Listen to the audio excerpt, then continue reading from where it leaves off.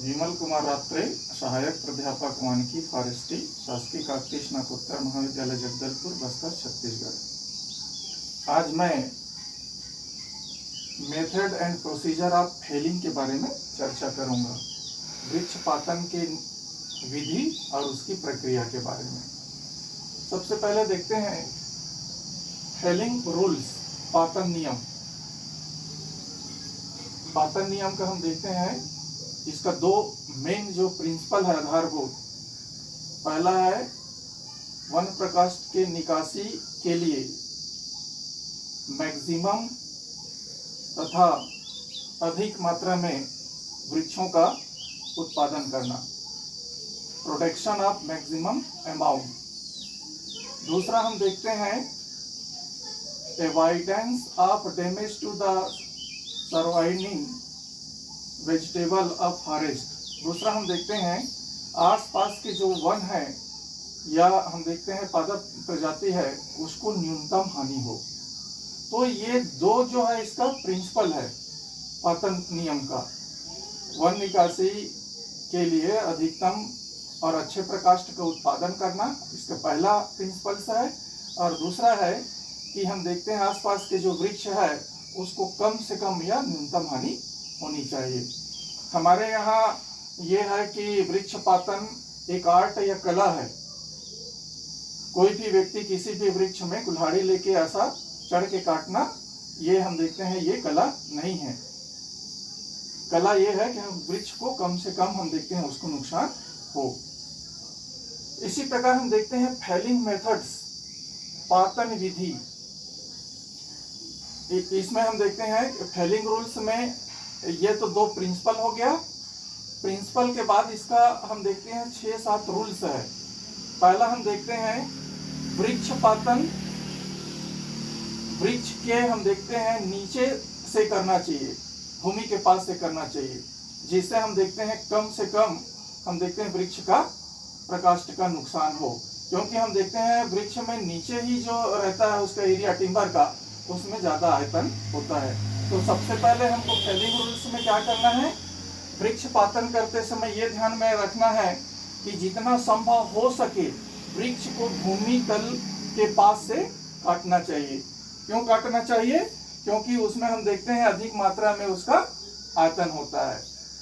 दूसरी चीज हम देखते हैं वृक्षपातन करते समय ये ध्यान में रखना है कि दूसरे वृक्षों को कम से कम हम देखते हैं नुकसान हो। ऐसा नहीं कि हम वृक्ष का पातन कर रहे हैं और वहां आसपास वृक्ष प्रजाति है तो वहीं उसको काट के गिरा दें, ऐसा नहीं होना चाहिए। कम से कम नुकसान हो, इस बातों को भी ध्यान में रखना चाहिए। थर्ड हम देखते हैं जो हिल एरिया है वहां वृक्षपातन जो है ऊपर से नीचे की ओर करना चाहिए। ऊपर से नीचे की ओर करने का मतलब ये है कि ऊपर से यदि वृक्ष को काटेंगे तो नीचे का जो वृक्ष प्रजाति है उसको क्या कर देता है, रोक लेता है। आगे हम देखते हैं वृक्षपातन करते समय यह ध्यान में रखना है कि यदि तेज आंधी तूफान चले, यदि काफी विंड चल रहे थे आंधी तूफान, तो उस समय वृक्षपातन नहीं करना चाहिए। क्यों नहीं करना चाहिए? क्योंकि हम देखते हैं उसमें वृक्ष में कंट्रोल नहीं रहता, कहीं भी गिर जाएगा या मजदूर के ऊपर गिर जाएगा, इसलिए तेज आंधी तूफान के समय वृक्षपातन नहीं करना चाहिए। आगे रूल्स देखते हैं वृक्षपातन करते समय कॉन्संट्रेटेड होना चाहिए, कॉन्संट्रेटेड होना चाहिए, सकेंद्रित होना चाहिए। जिस जगह पे हम वृक्षपातन कर रहे हैं उस जगह उसका सकेंद्रित होनी चाहिए।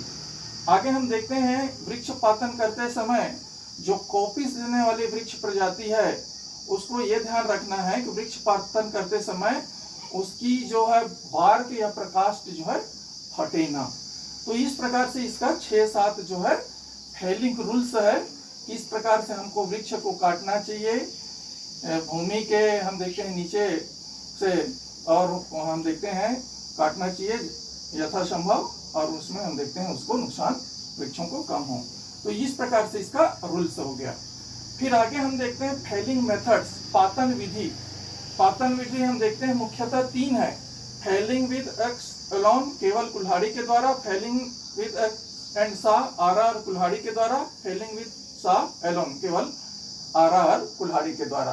तो जो हम वृक्षों का पातन करते हैं तो ये 3 जो विधि है वो मुख्यतः है। सबसे पहले हम देखते हैं कुल्हाड़ी के द्वारा। वृक्ष पातन। जनरली हमारे देश में हम देखते हैं सभी मजदूर जो है वो कुल्हाड़ी के ही द्वारा वृक्ष का पातन किया जाता है।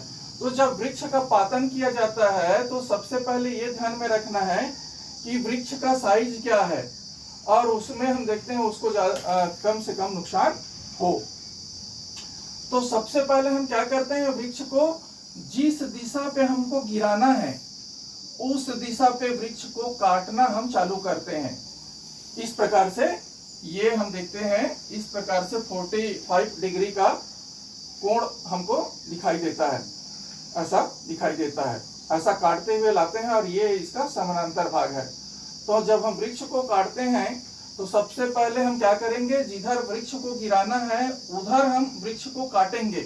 और कितना काटेंगे, 2/3 या 3/4 डायमीटर हमको काटना है। अर्थात हम देखते हैं सेंटर ऑफ ग्रेविटी इसका कट जाना चाहिए। तो इस प्रकार से काटने के बाद सेंटर ऑफ ग्रेविटी उसका कट जाए तो काटने के बाद फिर हम दूसरे साइड से कुल्हाड़ी लेके काटना चाहिए। अब दूसरे साइड से हम कुल्हाड़ी लेके जब करेंगे तो 1 या 2 डेसीमीटर ऊपर से करना है वृक्ष के पातन कि आपको काटते बने। यहाँ पे भी हम पहले नंबर पे जिधर गिरा रहे हैं वृक्ष को उधर काट रहे हैं तो 40 डिग्री यहाँ बन रहा है। यहाँ भी हम देखते हैं इस प्रकार से सेंटर ऑफ ग्रेविटी कट जाना चाहिए। फिर उसके बाद कट जाने के बाद दूसरे साइड से हम करते हैं 1 या 2 डेसीमीटर ऊपर से काटते काटते लाते हैं और लास्ट में क्या होता है, इस प्रकार से इसका समानांतर जो है एंगल मिल जाता है और वृक्ष जो है नीचे गिर जाता है। तो इस प्रकार से हम क्या करते हैं, वृक्ष का पातन करते हैं। लेकिन कुल्हाड़ी के द्वारा हम वृक्ष का पातन करते हैं जनरली इसमें प्रकाश ज्यादा नुकसान होता है, क्योंकि भूमि तल से 1 या 2 डेसीमीटर ऊपर से काटते काटते ऐसा लेके आते हैं और इसमें प्रकाश का ज्यादा नुकसान होता है। लेकिन अधिकतर हमारे यहाँ देश में कुल्हाड़ी के ही द्वारा वृक्ष का पातन किया जाता है। दूसरा हम देखते हैं आरा और कुल्हाड़ी के द्वारा वृक्ष पातन। आरा और कुल्हाड़ी के द्वारा यहाँ भी हम देखते हैं जहां वृक्ष को गिराना है उसी दिशा में सबसे पहले हम कुल्हाड़ी के द्वारा वृक्ष को काटते हैं 1/4 भाग को। काटने के बाद फिर हम क्या करते हैं, इधर ऐसा कट गया और कटने के बाद फिर हम इसके पीछे साइड जाके इसको आरे से यहाँ से काटते हैं।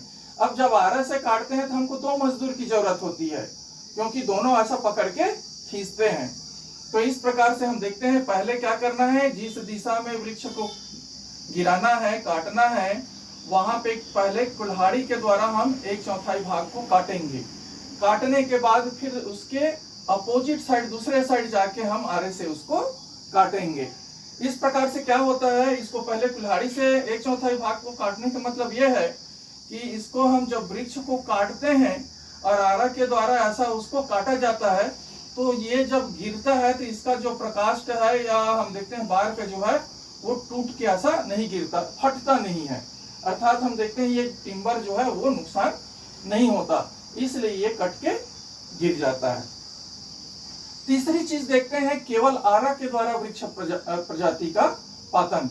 अब यहाँ हम क्या करते हैं, जिधर वृक्ष को गिराना है उसके अपोजिट दिशा से हम क्या करेंगे, काटना चालू करते हैं। जैसे यहाँ पे इस प्रकार से आरा के द्वारा इधर वृक्ष को गिराना है तो यहाँ आरे के द्वारा हम काटना चालू करेंगे।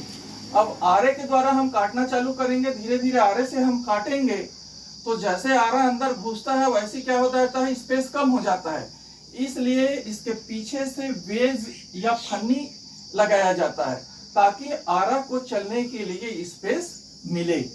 तो इस प्रकार से हम क्या करते हैं, धीरे धीरे जैसे आरा अंदर जाता है और कटते जाता है जो प्रकाश जो है, वैसे ही हम पीछे से क्या करते हैं, वेज या फन्नी को डालते जाते हैं जिसके कारण आरा को चलाने में आसान हो।